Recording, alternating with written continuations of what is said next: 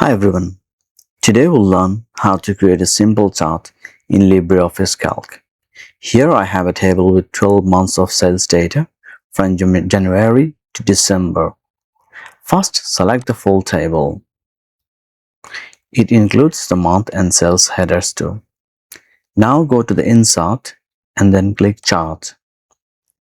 Here you'll be able to see a couple of options.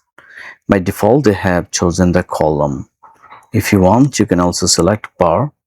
It's gonna change, or you can use pie. There are different types of designs here too. You can also do area. There are tons of other options here too. You can just play around, but it is super simple. You just have to do it this way and then click finish. See, this is how you create a column chart or other chart using LibreOffice Calc and simple data.